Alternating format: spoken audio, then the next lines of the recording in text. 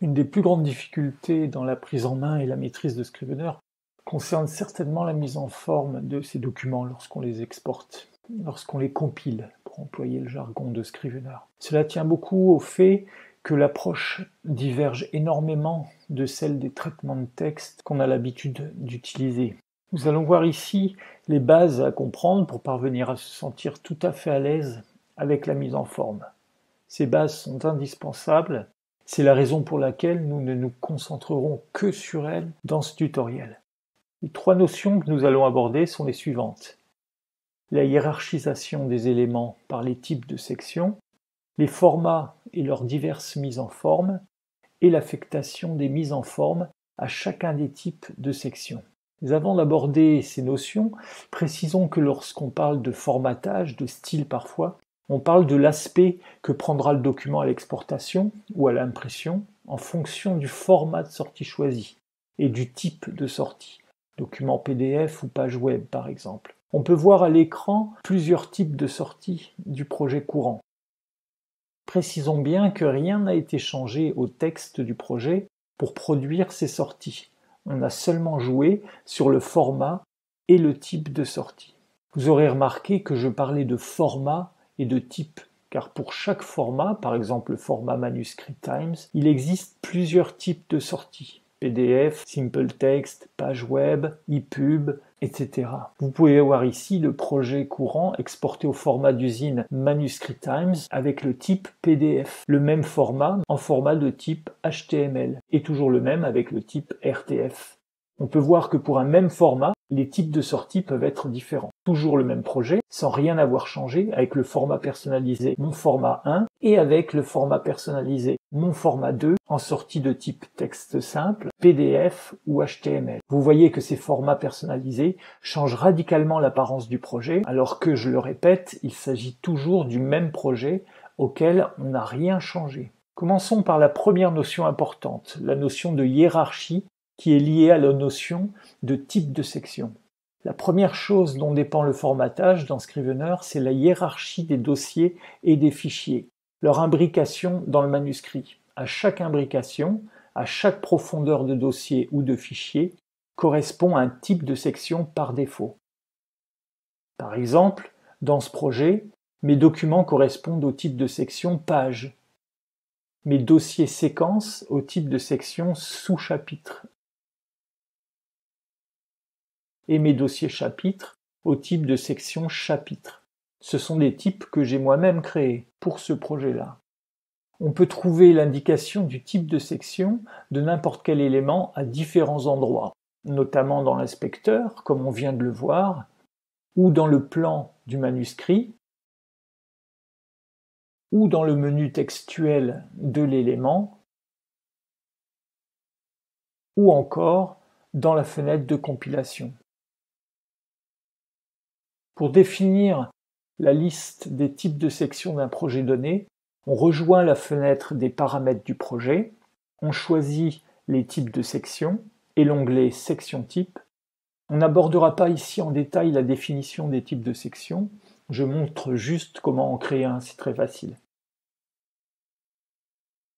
Dans le second onglet, qui s'appelle pour le moment Type défaut suivant la structure, on peut définir comment sera automatiquement attribué le type de section en fonction de la position de l'élément dans la hiérarchie du manuscrit. Si c'est un dossier de premier niveau, de deuxième niveau, si c'est un document texte quelconque, etc. Nous reviendrons en détail sur ces questions dans un autre tutoriel.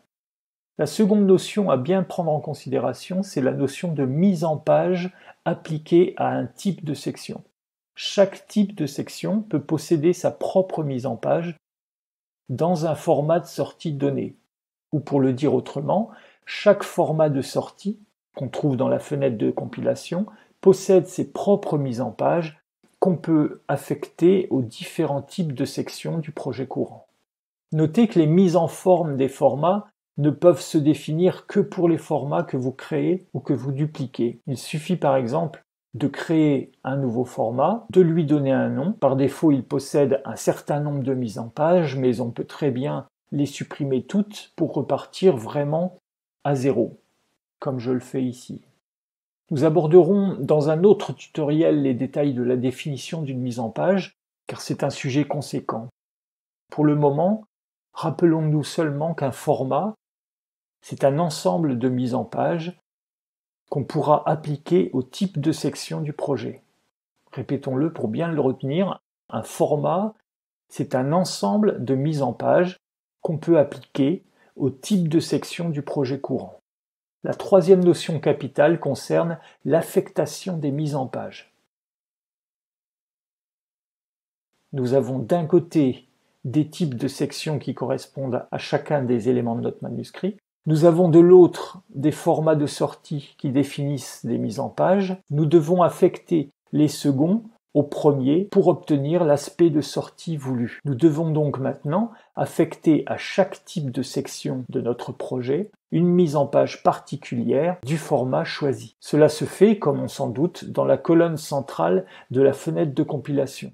En bas de cette colonne centrale, on trouve un bouton « Affecter les mises en page de section » qui va nous permettre de le faire. En cliquant sur ce bouton, on ouvre une fenêtre où l'on retrouve à gauche nos types de sections et à droite la liste des mises en page du format qu'on a choisi. C'est dans cette fenêtre que je vais pouvoir donner, affecter mes mises en page à chaque type de section.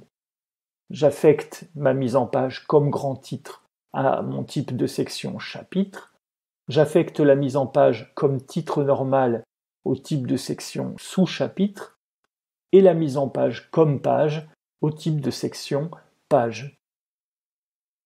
Si je choisis le format mon format 1, je peux voir à quelle mise en page sont affectés mes types de sections.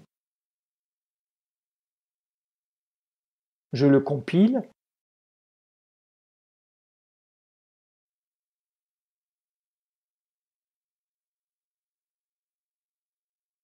Et il a l'aspect correspondant. Si je choisis le format mon format 3, je peux voir que d'autres mises en page sont affectées au même type de section. Et lorsque je le compile, alors qu'il s'agit encore une fois du même projet, le résultat produit est tout à fait différent. L'édition proprement dite des mises en page fera l'objet d'un autre tutoriel. J'ai préféré me concentrer ici sur les bases qu'il fallait bien comprendre pour aborder le formatage des sorties du projet.